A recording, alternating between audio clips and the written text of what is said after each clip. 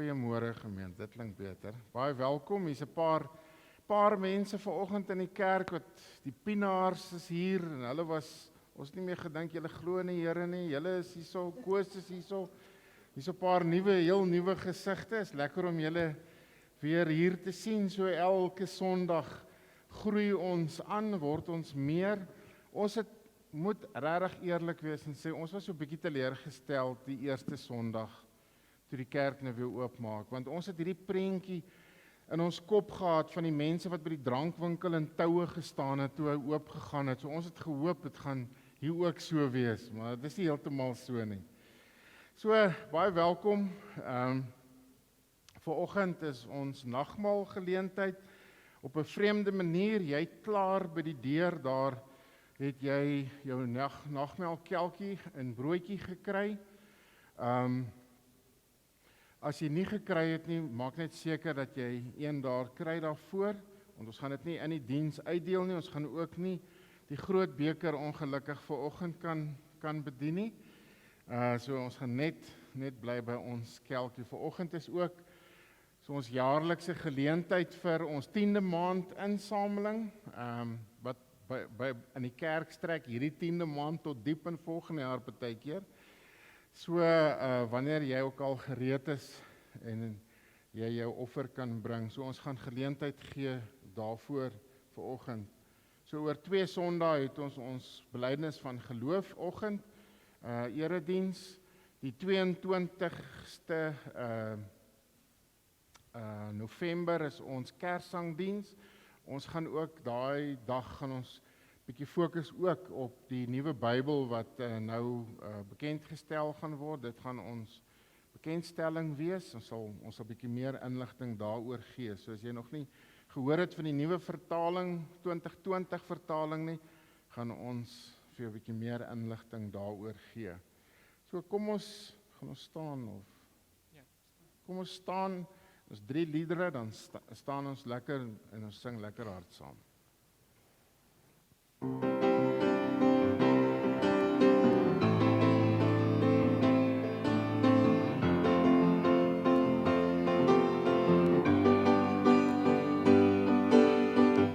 Jy gaan met lief, jy voor die Heer, dien God met blydskap, gee hom eer, kom nader voor sy aangesig, en prys hom met 'n lofgedig.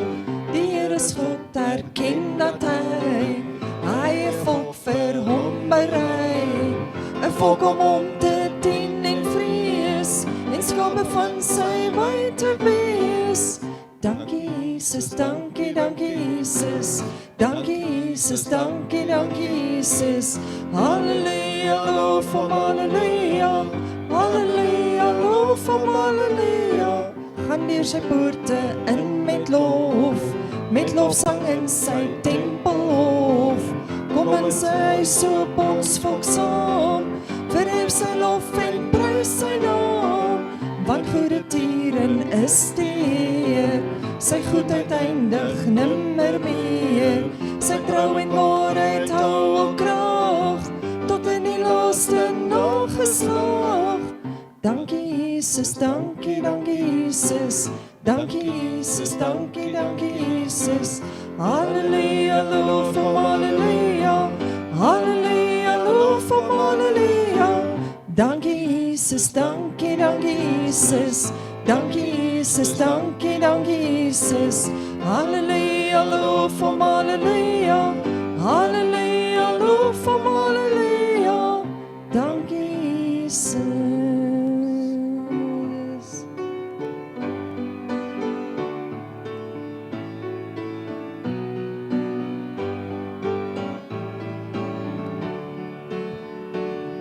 Die son kom op, dis 'n nuwe dag gebreek.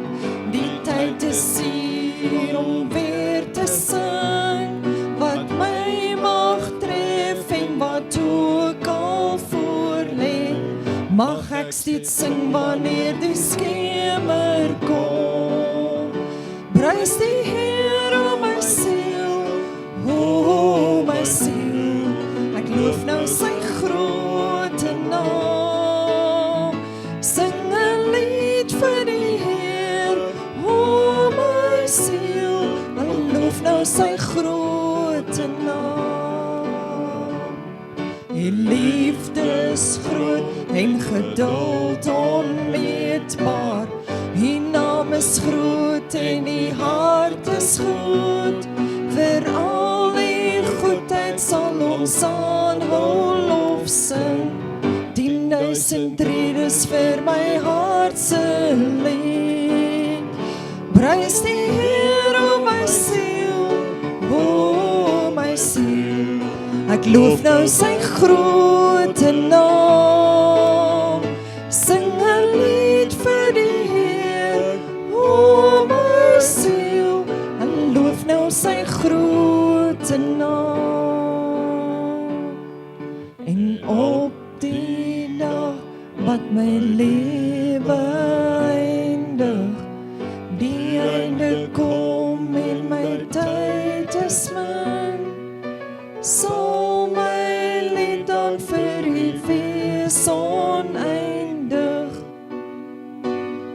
10.000 jaar en vir ewig meer. Prys die Heer, o my siel, o my siel. Ons loof nou sy grote naam. Sing 'n lied vir die Heer, o my siel. Ons loof nou sy grote naam. Ons loof nou sy grote naam. Ja, ons loof nou sy grote naam.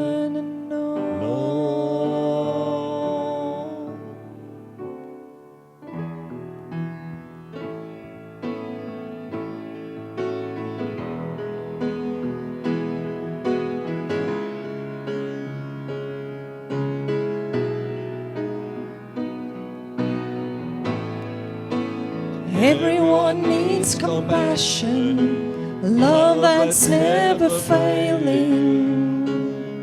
Let mercy fall on me.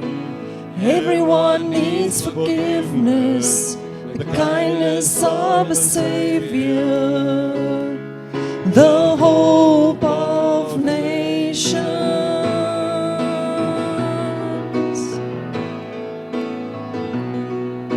Savior, He can move the mountains. My God is mighty to save. He is mighty to save forever.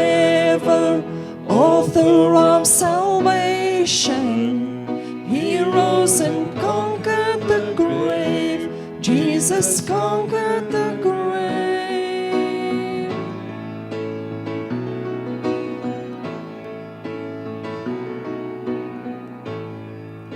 So take me as you find me, all my fears and failures.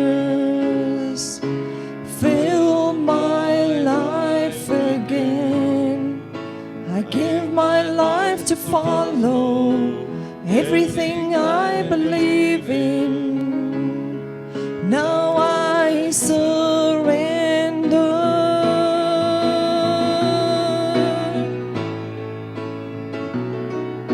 Savior, He can move the mountains. My God is mighty to save. He is mighty to save. Forever, author of salvation. He rose and conquered the grave. Jesus conquered the grave. Shine your light and let the whole world see. We're singing for the glory of the risen King. Jesus, shine your light and let the whole world see. We're singing for the glory of the risen King. Savior, He can move the mountains. My God is mighty to save. He is mighty to save. Forever, author of salvation. He rose and conquered the grave. Jesus conquered the grave.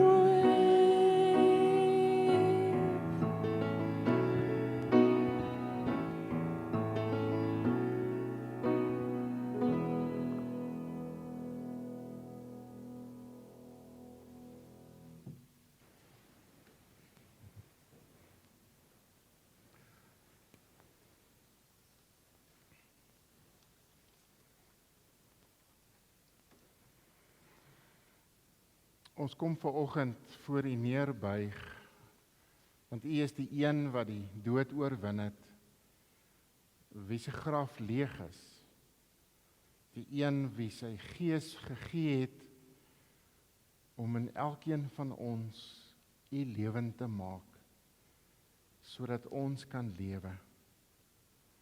Daarom kom buig ons voor U neer. U is ons beskermer, U is ons trooster, U is ons verlosser. Amen. Geliefdes in Here Jesus Christus, die Here groet jou in die naam van die Vader en die Seun en die Heilige Gees. Kom ons staan en sing ons loflied saam.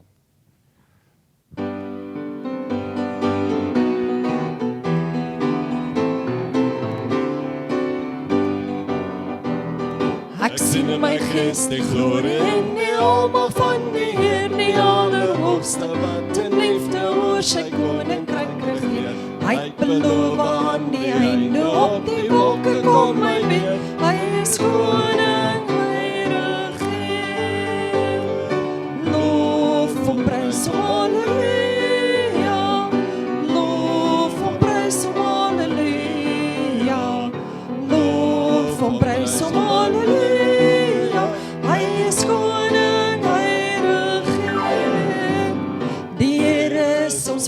Wat vir altyd sal bly staan. Hy beskerm elke mens wat in geloof na hom toe gaan.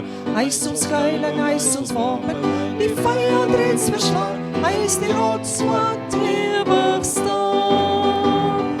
Loof hom, prys hom, halleluja.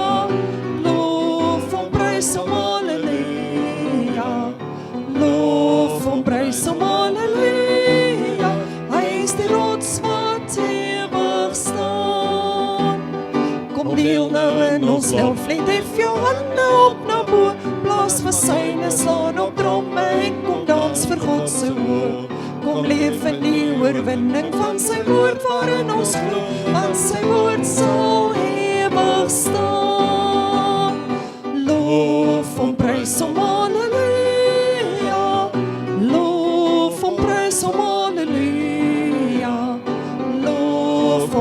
som halleluja, sy woord sal ewig staan, sy woord sal ewig staan, sy woord sal ewig staan.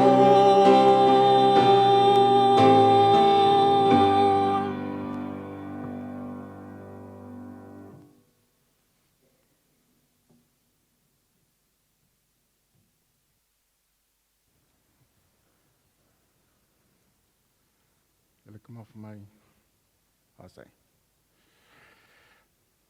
Ons het verlede week begin met 'n reeks wat gaan oor die onbekende en naamlose mense in die Bybel.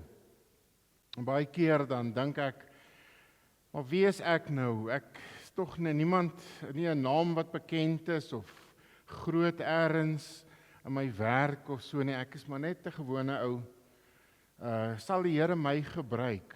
Gaan die Here my ook in sy plan, in sy koninkryksplan insluit en deel maak. En as mens so deur die Bybel blaai, dan kry jy baie name wat baie herhaal word, Abraham en die aardsvaders en Dawid se naam, Jesus se naam, Paulus se name, baie name wat gelees word, maar daar is ook net 'n klomp mense wat soms op die agtergrond is, wat jy nie eerste raak sien nie. So, ons het verlede week so 'n bietjie gekyk na die diensmeisie van Naaman.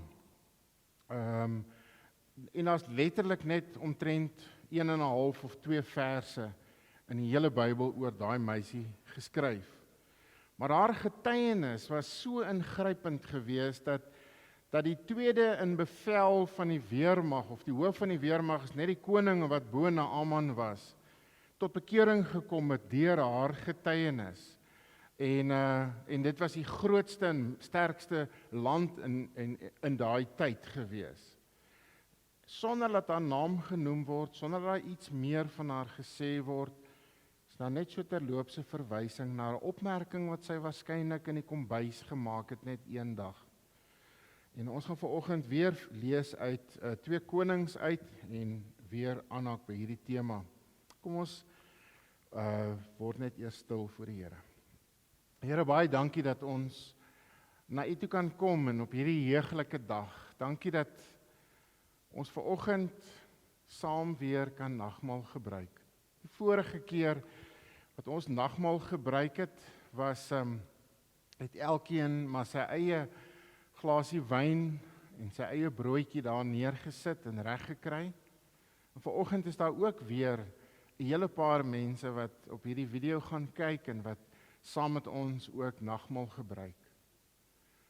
En dis wanneer mens iets verloor, dat mens besef hoeveel waarde dit eintlik vir jou het. Ons weet dit maar te goed as ons toon stamp en ons kan nie op ons voet loop nie. Hoe mis ons voet, of ons net 'n klein vinger seer maak.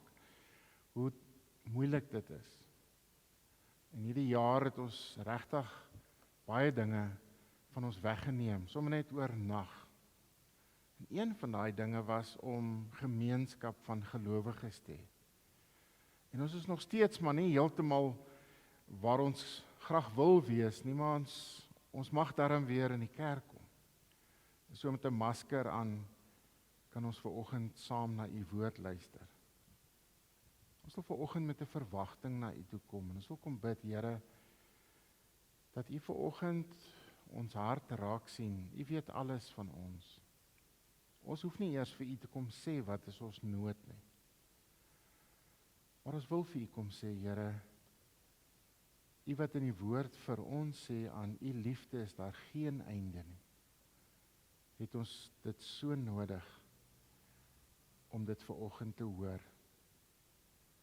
Aan U liefde is daar geen einde nie. Dankie Here vir die seën wat ons ontvang, vir die goedheid, en vanoggend, wanneer ons 10de maand opneem, is elke jaar maar bietjie moeilik, want dit gaan nie altyd met almal altyd so goed nie, maar ons sit vanoggend hier, en sommige van ons het ons salarisse behou, en ons het werk, en sommige werke het selfs vooruit gegaan. En sommige van ons het vanoggend hier sit, het deur 'n moeilike tyd gegaan. En nou kom ons vanoggend vir u dankie sê. En ons kom vir u sê, Here, ons kom dankie sê, of dit met baie of dit met min is, maar dit was die seën wat ons hierdie jaar ontvang het. Die goedheid wat u tog aan ons aanhou betoon het.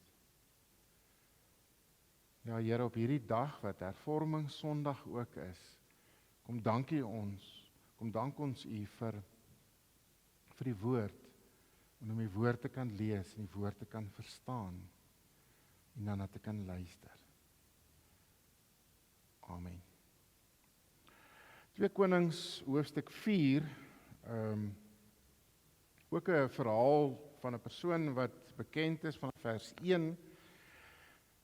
Vanoggend is Hervormingssondag, en Hervormingssondag, soos ons noudag by die blydenisklas gesels het, het begin toe mense die Bybel begin lees het en verstaan het.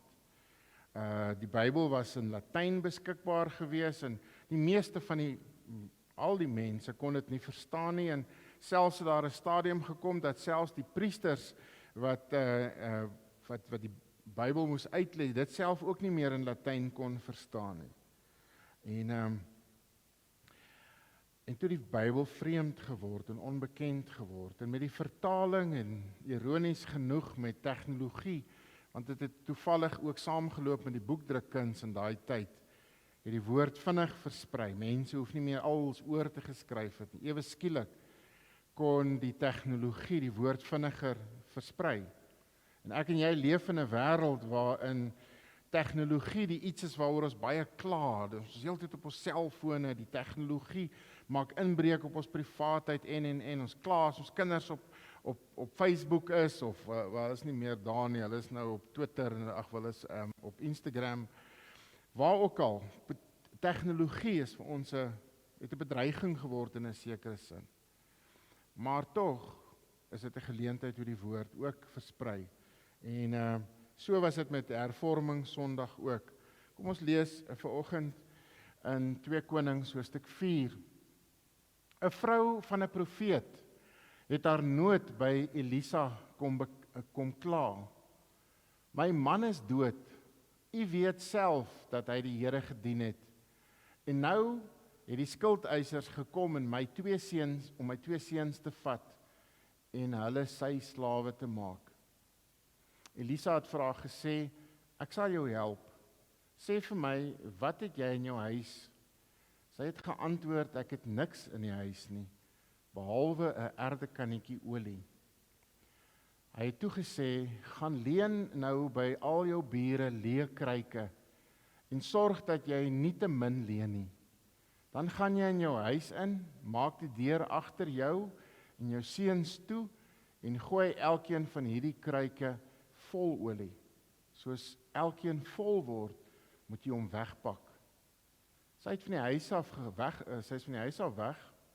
Sy is van hom af weg. Sy het die deur agter haar en haar seuns toegemaak. Soos hulle die kryke na haar toe aangedraai het sy hulle vol gemaak. Toe die kryke vol was, sê sy vir die een van haar seuns, bring vir my nog 'n kryk. Maar hy het gesê, daar is nie meer 'n kryk oor nie. Toe het daar nie meer olie uit die kannetjie toe daar nie meer olie uit die kannetjie gekom nie, sy het die man van God by die man van God aangekom en dit vir hom vertel. En hy het gesê, gaan verkoop die olie en betaal jou skuld. Jy en jou seuns kan dan leef van dit wat oorbly. As mens so besig is met 'n reeks wat gaan oor die naamlose en onbekende mense, moet jy maar baie keer so 'n bietjie tussen die lyne lees van alles wat in hulle lewe gebeur en jou self maar so 'n bietjie voorstel waardeur hulle is en wat alles in haar lewe gebeur en ek wil graag vir jou vra om vanoggend ook na hierdie vrou en haar lewe te kyk en min of meer jouself in te dink waar sy is en wat in haar lewe op daai spesifieke stadium gebeur het en hoe dit ook in jou eie lewe gebeur, hoe jy dit raak sien in jou eie lewe. En die eerste ding wat 'n mens opval is dat hierdie vrou was 'n vrou van 'n profeet gewees. Sy in ons taal sou mens nou seker kon sê sy is soort van 'n predikantsvrou gewees. En haar man is dood. En as mens nou lees, dan kom jy agter dat Elisa het haar man geken. En dit gaan baie sleg met haar vandat haar man dood is. Hy het haar nie met iets agtergelaat nie. Om die waarheid te sê, hy het eintlik waarskynlik met 'n klomp skuld agtergelaat. Daar's 'n teorie wat sê dat haar man se naam was Obadja gewees en Obadja moes baie kinders gehelp het. Dit was 'n hongersnoodtyd en waarskynlik was dit die rede hoekom hy in so groot finansiële toestand was, maar dit kan ons nie met sekerheid sê nie. Die feit van die saak is, hierdie vrou het niks meer in haar huis oor nie. En sy het met die hartseer in haar hart gesit van om haar man se dood te verwerk. En dan terwyl sy nou nog so hartseer was oor haar man wat dood is, het iemand aan die deur geklop. En dan was dit die skuldeisers. En dan het hulle net meer en meer kom sê, maar jy skuld ons dit, jy moet dit betaal, jy moet dat betaal. En het net 'n stadium gekom wat alles op was van wat sy kon gee. En toe sê, soos die kultuur in daai tyd was, toe sê die skuldeiser, wel, jy het nog 2 seuns, jy kan hulle verkoop en 'n goeie prys vir hulle kry wat dalk nou alles sou betaal, maar dan gaan jou 2 seuns slawe word. Nou dink jouself net in hierdie vrou se skoene in, van hoe sy dit moes ervaar het as dit jy was. Ons ken nie haar naam nie. Al wat ons van haar weet is, haar man was 'n profeet. Sy het waarskynlik baie hard van jongs af saam met haar man vir die Here gewerk. En as ons nou dit nou na ons taal toe sou, ons wêreldjie sou vertaal, dan sou 'n mens kon sê sy en haar man of haar man en Elisa het saam teologie geswat by een of ander universiteit. En hulle was jong mense gewees en hulle wou vir die Here gewerk het, hulle was opgewonde gewees. En so is hulle ook gestuur na verskillende gemeentes en sy en haar man het hard gewerk vir die Here en dit was vir hulle vreugde gewees. En toe is haar man dood in die bediening. En nou sit sy met 'n klomp skuld. En die ding wat haar so swaar is vir haar, is om die lewe voort te sit sonder haar man. En nou gaan sy haar lewe moet voortsit sonder haar seuns, want hulle gaan slawe moet word. Maar dit alles is nie vir haar so erg soos wat dit is om te weet, God het my verlaat nie. Miskien het jy ook al so gevoel. Het jy gevoel, jy het die Here getrou gedien. Jy het alles gedoen wat jy kon. Jy het alles gedoen. En nou kom daar 'n stadium in jou lewe wat jy alleen is en wat die huis ook leeg is. En dan begin jy nie net oor die geld bekommerd te wees nie, maar jy is ook bekommerd oor waar is God in my lewe. En dis min of meer waar hierdie vrou op daai stadium was. Toe ek en Renel jong getroud was ek nog so 2 jaar wat ek op varsity ons voor 'n klaar gemaak het.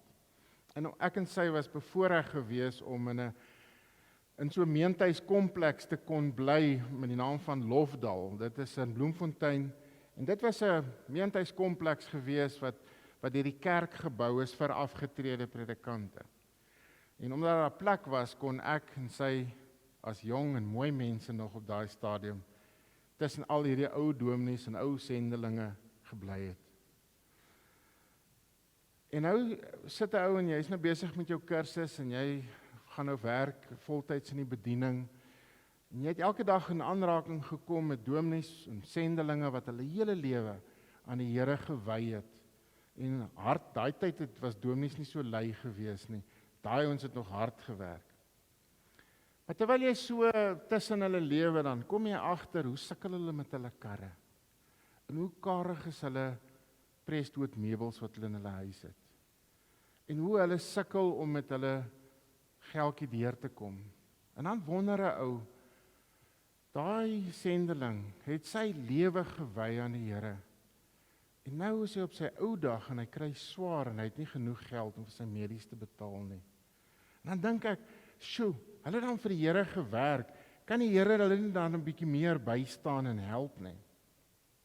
Nou, dis nie net predikante wat afgetree is of sendelinge wat dit ervaar nie. Ek dink baie mense wat kinders van die Here is, wat hulle lewe lank vir die Here gewerk het, of dit in die onderwys was en of dit in waar ook al was, en nou op hulle ou dag kom, en nou wanneer hulle geliefde oorlede is, so alleen is, en dan nou nog met 'n klomp skuld sit en 'n karige pensioen. Baie van ons kom op hierdie punt waar hierdie vrou was. Sy was 'n vrou van 'n profeet gewees. Sy was arm gewees, maar sy was ook ryk gewees. Wat mens opval is dat toe Elisafas sê, gaan kry leë erdekruike of kry leë kruike, het sy geen probleem gehad om na haar bure toe te gaan. En daar was baie mense gewees wat vir haar gehelp het en wat vir haar kruike gegee het. En jy besef dat sy was miskien nie so ryk gewees in terme van geld nie, maar sy het baie vriende gehad. Sy was deel van 'n geloofsgemeenskap gewees wat haar gehelp het en vir haar bygestaan het. Daarom het God dit goed gedink dat 'n mens in 'n gemeente geplaas moet wees. Hy het jou nie op 'n eilandjie eenkant ergens alleen in jou hoekie gesit en daar moet jy jou Christendom uitlewe en jy moet daar geestelik groei nie. Hy het jou in 'n gemeente, in 'n geloofsgemeenskap tussen vriende gesit. Jy's hierdie ding wat ons hierdie jaar so gemis het, wat ons mekaar net so hier en daar op WhatsApp gesien het en dalk so af en toe op YouTube 'n preek gesien het, maar die werklike groet by die deure en die saamkuier na die tyd en hoe dit gaan het met jou, dit is nie in ons lewe nie. En dit is waar hierdie vrou so ryk was. Sy het 'n gemeente gehad waarheen sy kan gaan. En daarom gaan sy nie alleen deur hierdie krisis nie. Die derde ding wat vir mense opval van hierdie vrou is, sy was nie bang om te vra nie. Want waar gaan ek heen as ek 'n probleem het? Na wie toe gaan ek? En ek en jy het verskillende probleme. Miskien is dit nie finansiëel nie, miskien is dit wat ook al, maar wat doen ek daarmee? Bly ek stil daaroor? En die meeste van ons leef mos nou maar in 'n wêreld waar ons trotse mense is. Ons is skaam, ons wil nie hê mense moet weet.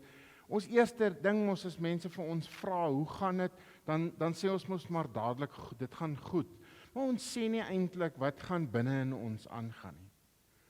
So ons leef in 'n wêreld waar ons nie eintlik kom sê, weet jy, die company waarvoor ek werk, maak toe, ek weet nie hoe ek my huis en my kar en my kinders en almal gaan betaal nie. En hierdie jaar het ons op 'n plek gebring wat ons niemand van verwag het of gewoontes aan nie. Niemand van ons was in 'n situasie al regtig so benard gewees dat nou moet ek regtig hulp vra. En miskien is geld nie die tekort nie, maar wat is die leekryke in jou lewe? Wat is die goed wat op is? Waarvan dalk net 'n klein bietjie nog oor is in jou lewe. Miskien is dit 'n erdekruik van net 'n klein bietjie geloof of net 'n klein bietjie hoop wat nog in jou oor is. En jy daar is nie meer nie. En as jy hierdie bietjie hoop wat jy nog het, moet verloor, dan is daar niks nie. Wat is die leekryk in jou lewe? En met wie praat jy daaroor? En wat sy gedoen het, is sy het na die profeet toe gegaan, en sy het na haar vriende toe gegaan vir hulp. En niemand gaan help, as ek nie my hart oopmaak nie.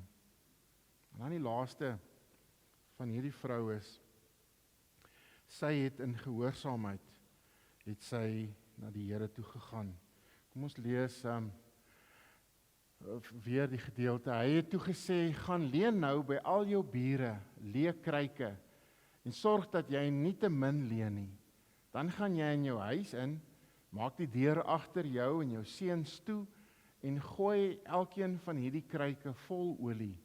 Soos elkeen vol word, moet jy hom wegpak. Sy het van hom af weggegaan, sy het die deur agter haar en haar seuns toegemaak. Haar seuns het gegaan, en hulle het kryke gaan kry. Sy het in gehoorsaamheid geglo. Dis een van daai verhale wat 'n mens vir jouself sê, hoe is dit moontlik?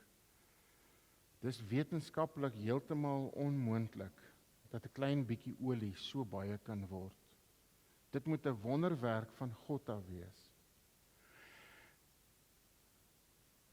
Sy het nie, toe sy die opdrag gekry het, vir Elisa gesê, ek weet nie wat u beplan nie, maar ek dink nie dit gaan werk nie, dink 'n ander plan uit. Sy het die oomblik toe Elisa met haar gepraat het, het sy omgedraai en in gehoorsaamheid teruggegaan en gaan doen wat hy vir haar gesê het. En is iets van daai geloof wat ons in ons lewe nodig het.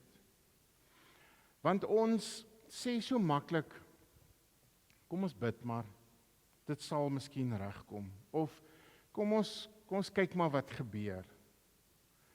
Maar ons doen nie iets gehoorsaam nie. Ons draai nie om, gaan terug en doen wat die profeet gesê het, of wat die Bybel gesê het nie. Ons is skepties, ons vra. Ons sê vir die Here, maar hierdie gaan nie werk nie. Of voor ek bid, dink ek aan 'n klomp planne. Ek moet of 'n nuwe werk kry, of dan moet 'n groot kliënt kom sodat daar meer geld kan wees, of ek moet hierdie geld so skuif, so, en as ek al my planne gemaak het, dan sit ek my planne voor die Here neer en sê ek, Here, nou moet U help. Hier is die planne, asof die Here nie self weet wat om te doen nie, en nou moet U self nou maar kyk hoe U dit gaan regkry. Wat hierdie verhaal so ingrypend maak, is dat die oplossing kom op 'n manier waar jy dit glad nie verwag het nie. Die profeet het nie 'n fonds gehad waaruit hy vir haar alimentasie kon gegee het nie. Hy het vir haar gevra, wat het jy nog in jou huis?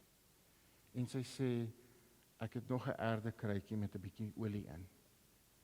En dan sê hy vir haar, gaan kry leehouers.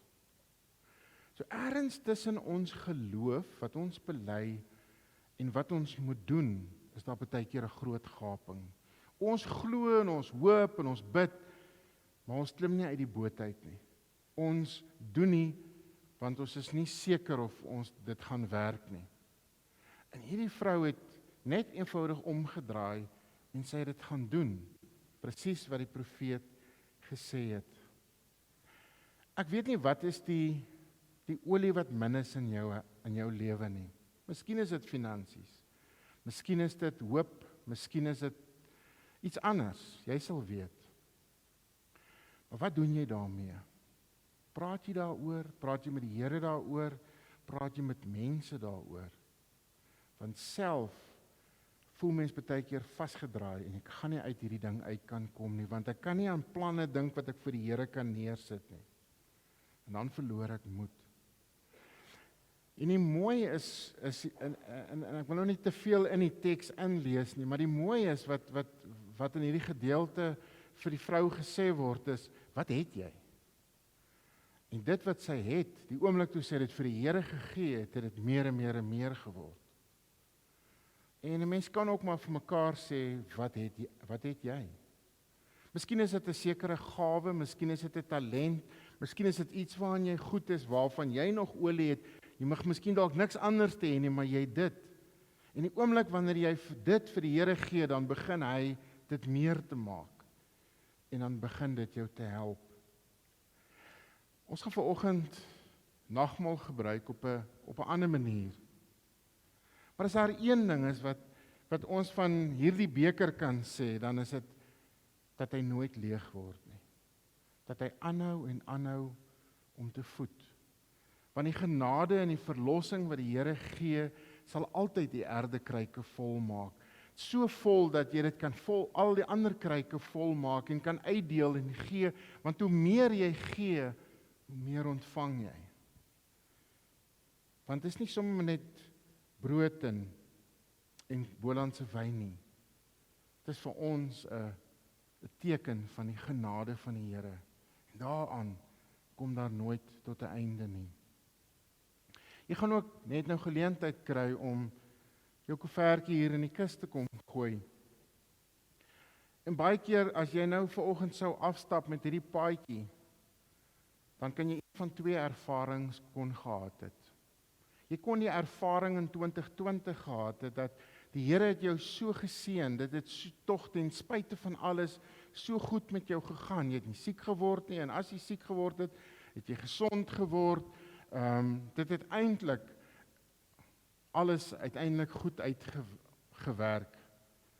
Daar was 'n dag gewees, jy sal onthou dat jy nie uit jou huis uit mag gegaan het nie, of dat jy net op die erf kon al om jou huis gestap het, of wat ons gestap het tot dat op 'n stadium met ek en Chris nou besef ons om begin oefen, en ons het van die wasgoedlyn gestap tot voor op die sypaadjie. Ek het daarom my voet op die teerpad gesit, want ek het net gevoel ek wil dit nog doen. Maar die oomblik toe ek die hek oopmaak, toe vlieg daar 'n klomp perdebye uit en hulle byt my hand. Want hulle het gaan tuis maak in my hek, want ek gebruik hom nie meer nie. So as jy vorentoe stap, dan is daar een van 2 dinge wat jy aan dink. Jy kan dink aan hoe dat die Here jou olie meer gemaak het hierdie jaar. Of jy kan dink hoe moeilik dit vir jou is om vorentoe te stap, want daar's min olie om in te gooi in die kus. Hoe dit ook al sê, glo jy dat God dit meer kan maak? Glo jy dat ten spyte van wat ook al gebeur in jou lewe, uiteindelik het God steeds voorsien in moeilike omstandighede? En miskien is my finansies nog nie, sy probleme nog nie opgelos nie, maar daar's soveel ander olie wat ek in my lewe het, wat ek hoop het, wat ek positief is, wat ek geloof het om te gee, sodat meer en meer en meer word, sodat ander hulle leë kruike kan bring en hulle kruike na my toe kan bring, sodat ek ietsie daarvan, die entoesiasme en die opgewondenheid wat ek vir God het, kan ingooi, sodat hulle daarvan hulle lampies kan laat brand. 'n vrou wat, ons ken nie haar naam nie, ons kan so tussen die lyne sien, haar man was 'n profeet, ons weet sy moes vir die Here gewerk het, en nou sit sy in hierdie groot skuld. En die skuld was nog groter, omdat sy gevoel het, die Here het haar hand ook gelos. En op 'n bonatuurlike manier voorsien die Here. Ek wil graag net vir jou vra, ek gaan 'n lied speel van Lucas Marie, wat so 'n bietjie hierby aansluit. Jy kan sommer net jou oë toemaak, en dan bid ons sommer terwyl hy hierdie lied sing.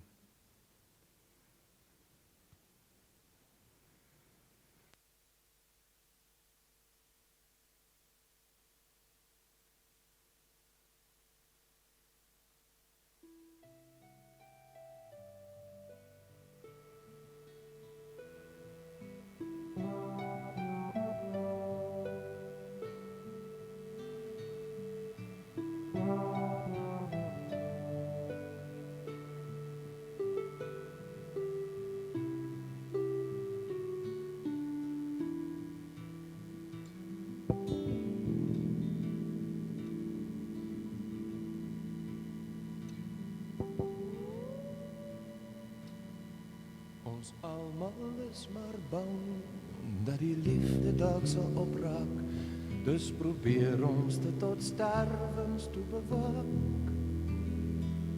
En dan bære jy dit suiwig in die hart se diepste kluis, en hou jou naaste op 'n afstand met jou vuis. Maar is die goeders wat mens weggee wat jou ryk maak, en dit is daarmee wat jy mense om jou raak. Want wat beteken liefde as jy dit nie gaan gebruik nie, of 'n blom so geur as niemand daaraan ruik nie. Ek vermoed die soos die weduwee se kruik, wat vol bly selfs al sou sy dit gebruik. Ek vermoed die hart werk soos die weduwee se kruik, en die liefde is die olie in sy buik.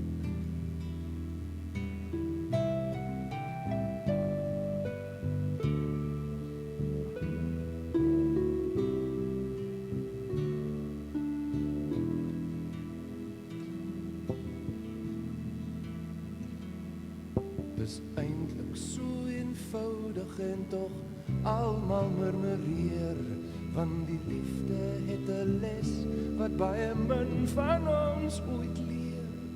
Jy kan nie liefde optel soos 'n boekhou balanseer nie, want liefdeswind se som bly omgekeerd. En is die goeders wat mens weggee wat jou ryk maak, en het is daarmee wat jy mense om jou raak. Wat beteken liefde as jy dit nie gaan gebruik nie, of 'n blom se geur as niemand daaraan ruik nie? Ek vermoed die hart werk soos die weduwee se kruik, wat vol bly selfs al sou sy dit gebruik. Ek vermoed die hart werk soos die weduwee se kruik, en die liefde is die olie.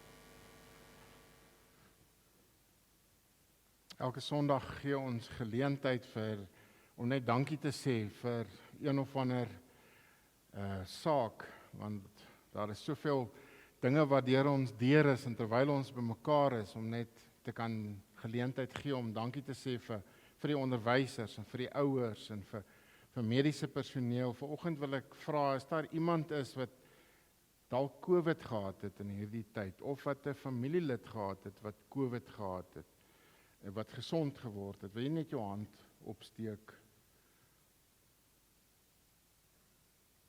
Wil jy nie maar opstaan nie, asseblief? Ek weet, ek stel julle so 'n bietjie bloot, maar van julle weet ek het COVID gehad, en van julle weet ek het familie gehad wat COVID gehad het, wat gesond geword het. Ons sal volgende keer of 'n ander keer bietjie fokus op mense wat nie gesond geword het nie. En so kan ons vandag vir die Here kom dankie sê. So terwyl Jaco vir ons sommer speel, gee ons geleentheid om dankie te sê. U kom maar sit weer.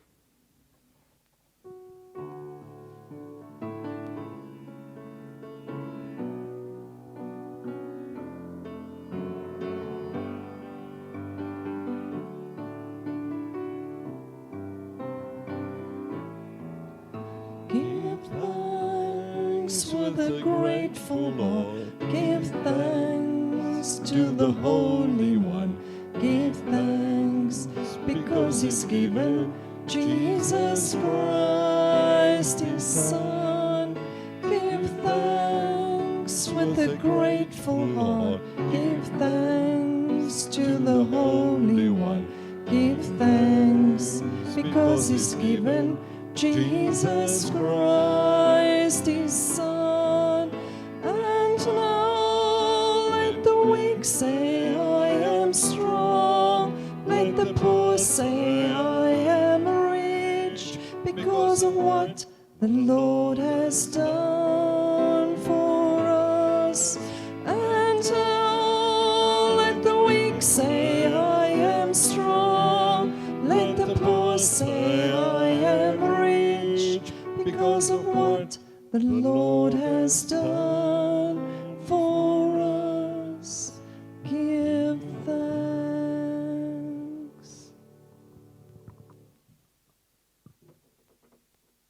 Dankie. Ons gaan geleentheid gee om saam nagmaal te gebruik en net daarna gaan ons geleentheid vir die 10de maand dankoffer gee.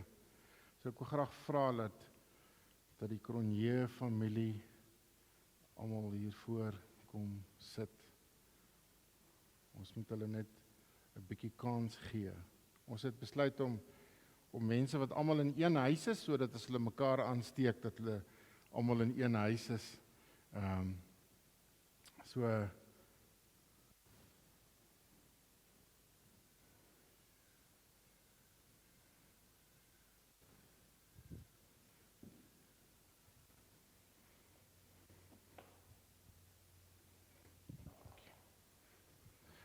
Goed, jy kan jou pakkie wat jy gekry het by die deur, julle kan dit ook so lank nader kry vir julle vat.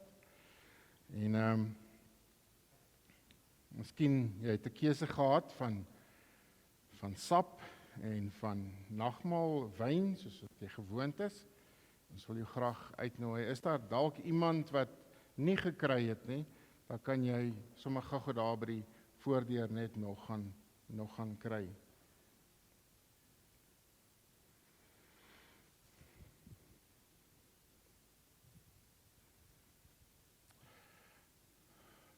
Die Here Jesus het in die nag wat hy oorgelewer is, die brood geneem en hy het dit gebreek en hy het gesê, dit is my liggaam, gebruik dit tot my nagedagtenis. En elke keer wanneer ons dit gebruik, dan dink ons aan 'n klomp goeders in ons lewe. Ons dink aan die honger in ons lewe en die begeerte en die behoefte om gevoed te word in ons geloofslewe. Want ek en jy lewe in 'n wêreld wat nie eintlik kunsmis is vir ons geloof nie. Ons lewe in 'n wêreld wat ons geloof tap, wat ons uitdagings gee, wat ons versoeking gee. Daarom kom ek en jy vanoggend om van die brood van die lewe te eet.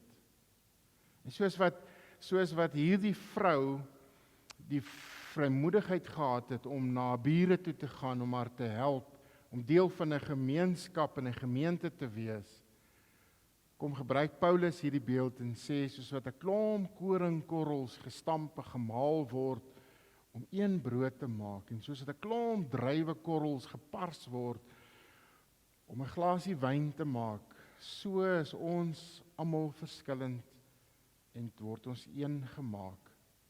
So wanneer ons die brood breek en dit gebruik, dan dink ons dat ons deel is van hierdie geloofsgemeenskap en dat ons gevoed word deur die Here se woord, deur die lewende brood.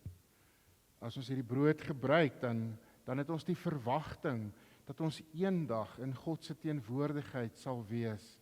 En daarom, toe Jesus dit eerste keer ingestel het hy nogal daarna verwys. Hy het gesê, ek gaan nie weer wyn drink voordat ek dit eendag weer saam met julle en in my Vader se teenwoordigheid gebruik nie.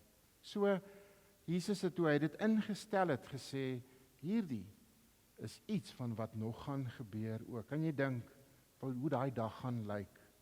Kan jy dink hoe moet die vreugde wees? Kan jy dink as jy 'n vlieg teen die muur sou wees in daai weduwee se huis, toe hulle daai deure toegemaak het en hulle begin om die olie te gooi en die bekers en kruike net voller en voller. Kan jy dink daai opgewondenheid en entoesiasme wat daar was?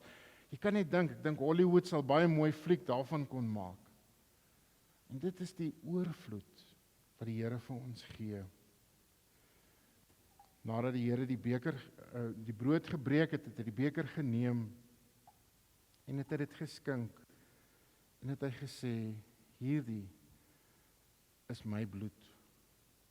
Gebruik dit. En elke keer as jy dit gebruik, dan dink jy daaraan hoe ek gelei en gesterf het vir jou sonde. So moenie verder in skuldgevoelens leef. Moenie verder met 'n swaard oor jou kop leef nie.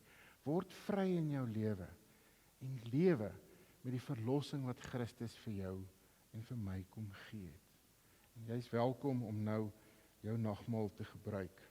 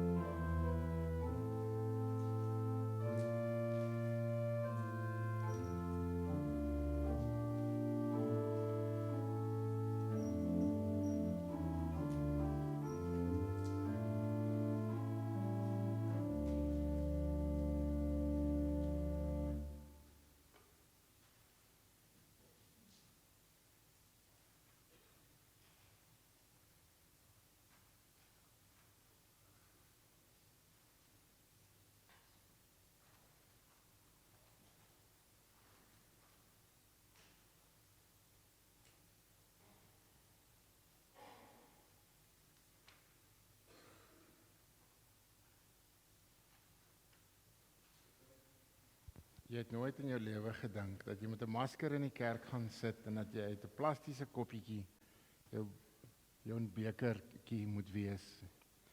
En tog was dit nie wonderlik geweest dat hoe moeilik die omstandighede ook al was en ons ver van mekaar was, dat die Here in ons omstandighede sy vreugde steeds vir ons gegee het, dat hy steeds getrou was.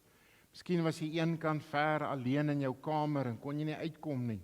Sit jy vanoggend dalk nog ergens in 'n kamer en jy kan nie by mense kom nie. Dat God by jou was en dat God jou gedra het. Kom ons sê vir die Here dankie daarvoor. Here, dankie vir u goedheid. Dankie vir u sorg en u liefde wat u vir ons gegee het. Ons kan nie anderste as dat ons harte eenvoudig soos 'n erdekruik en soos 'n fontein net aanhou borrel en oorloop van u goedheid wat u aan ons betoon het nie. Dat ons vanoggend maar so bietjie agter die masker sit en bietjie ver van mekaar af sit, maar dat ons eintlik in ons hart, diep in ons hart, daar soveel vrede en vreugde en opgewondenheid is. Dat ons u kan eer en u kan loof omdat u getrou is. Dankie dat u daar nie 'n einde aan u liefde is nie. Daarom wil ons u loof en prys, want u is koning, u is ewig, u is almagtig. En selfs aan die mense in die Bybel en mense vandag wat nie bekend is nie opspraakwekkende predikers of wonderlike bekende mense is nie. Hoe dat u my gebruik en my broer en suster hier gebruik. Dat ons op 'n stil manier vrede kan gee. En ons bid vanoggend op 'n besondere manier vir die mense boere wat aan die brande blootgestel is en wat in moeilike omstandighede hulle werk moet doen. Ons bid vir die emosies wat daar in ons land heers en hoe dat mense kwaad is vir mekaar en mekaar beskuldig en mekaar dreig. Ons bid, Vader, dat u vrede in hierdie land sal gee. Dat u krag en troos sal gee, sodat ons ook kan weet, u is ons God en ons Here. Amen. Jy kry nou geleentheid om die Here te dien met jou 10de maand. Jy kan dit hier voorkom in die kus kom plaas. Daar's ook by elke deur waar jy uitstap, gaan daar ook 'n sakkie wees waar jy net nou jou dankoffer gaan gooi en hulle gaan ook die SnapScan sommer op die skerm gee, soos jy nou so geleer het deur die COVID-tyd om jou selfoon te gebruik, dan gaan ons daarmee voortgaan. So julle is welkom om dit so te doen.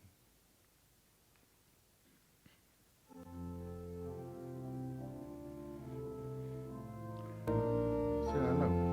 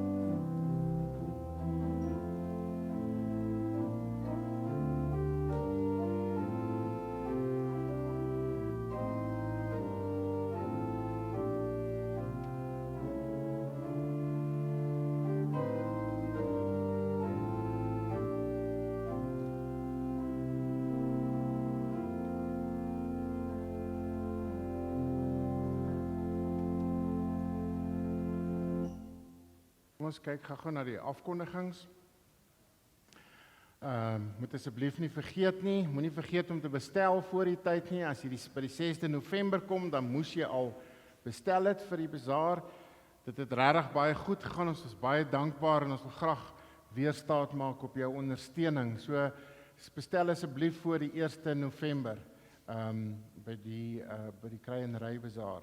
Ons Kerssangdiens, Sondag aand, die 22ste, ons is nog in die reëlings, ons is nog nie seker of gaan ons dit buite hou, dit hang van die weer af, en daar's 'n paar ander dinge, maar ons sien uit om vir Jannie saam met ons ook hierdie Kerssangdiens te hê. Ons belydenisaflegging is die 8ste, is oor 2 Sondae. Goed, net so 'n bietjie terugvoering. My vorige kollega van my van Bloemfontein is predikant in Boshoff, of was predikant, hy het nou afgetree, en Boshoff in daai distrik was nou baie in die nuus gewees, en hoe gaan dit regtig daar? Hy het verlede Sondag in Hertsgwil gepreek, en terwyl hy gepreek het, was die brande tydens die erediens besig om te begin, en moes hulle uitgaan om die vuur te gaan blus. Hy self het heel in die begin, die heel eerste brande in Boshoff se distrik is nie veroorsaak deur betogings nie, maar veroorsaak deur 'n ou wat in die veld geswys het. En dit het die plaas waarop hy en sy skoonseun bly heeltemal afgebrand as gevolg daarvan. Later het die betogings gekom en al die ander brandstigtings en moeilikheid. So ek het twee weke gelede met hom gesels, nadat hulle deur die brand is, en daar was 'n artikel in die Netwerk 24 oor hulle omstandighede. Sisna Botha, die artikel gaan oor haar in die artikel. En hoe vreesaanjaend dit is dat jou plaas besig is om af te brand, en dit kom al nader aan die huis. Op 'n stadium sê hy en sy dogter het gaan beeste probeer wegkeer en te red, en sy vrou en kleindogter was in hulle huis gewees, en op 'n stadium het die vuur net te naby gekom, en hulle het besef, hulle gaan dit nie maak nie. En toe het hulle in hulle kar geklim, en hulle wou na die grondpad toe ry, en toe hulle net buite die hek van die erf kom, toe sien hulle gaan nie die grondpad haal nie. En hulle klim uit die kar uit, en hulle hardloop terug. Toe hy in die middag terugkom, by die huis na alles, toe staan sy kar nog in idle daar voor die hek, soos sy vrou hom daar gelos het. So jy kan net jou indink, waardeur het mense gegaan. So hy self het nie vee verloor nie, hoewel die grond afgebrand het, maar sy buurman oorkant die amper sê ek straat, in die plaas net oorkant, moes 450 skape se keel afgesny het. Jy kan net dink, waardeur gaan so iemand. Maar net voordat ons nou so op hol raak oor al die fopnuus wat ons so kry, is sy dogter wat op die buurplaas is in beheer van die skenkings wat hulle kry, en hulle kan nie voorbly nie. Dit is ongelooflik. Toe die eerste brande gekom het aan die Bloemfonteinse kant van Boshoff, het die boere aan die ander kant begin om voer te stuur en kos te stuur, en hulle gesê hulle kan hulle vee na hulle plaas toe bring, en so daar ongelooflike baie skenkings gekom. So, ek het ook 'n vriend wat predikant is in Adelaide, waar nie brande is nie, maar waar daar geen water vir baie jare is nie. So moet asseblief nie, omdat ons oor een gemeenskap nou baie besorg is, weet daar's ook baie ander wat regtig vir jare al baie swaar kry. So baie dankie vir die ondersteuning en gebed, en as jy op 'n manier wil help, dan kan iemand Helene ook kontak maak by die kerkkantoor. Kom ons staan, dan sing ons slotlied.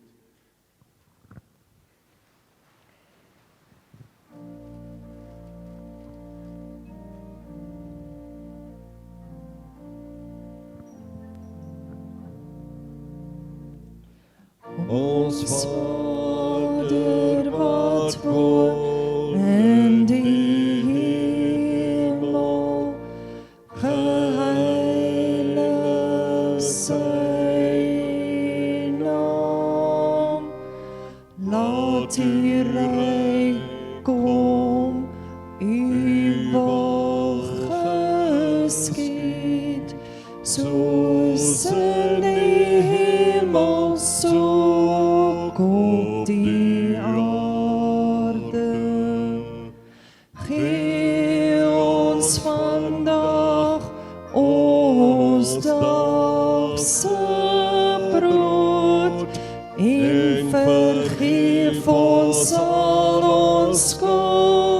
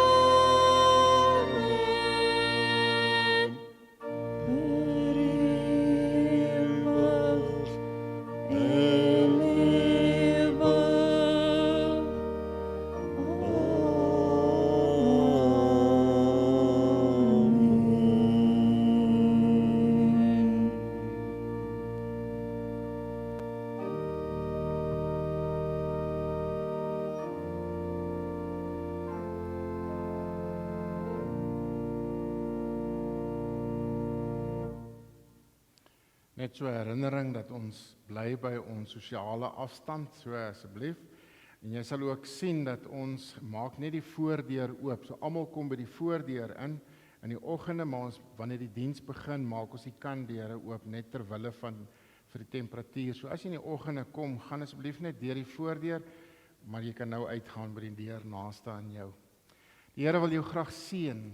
Hy wil graag die erde kanne in jou lewe vol maak. Hy wil graag die gehoorsaamheid wat jy vir hom gee. En waar jy in getrouheid en geloof wandel, wil hy seën. Mag die genade van die Here Jesus Christus, die liefde van God en die gemeenskap met die Heilige Gees met jou wees. Amen.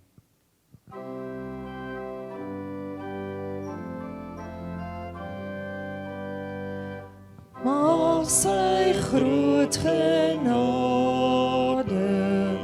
oor jou waak vandag.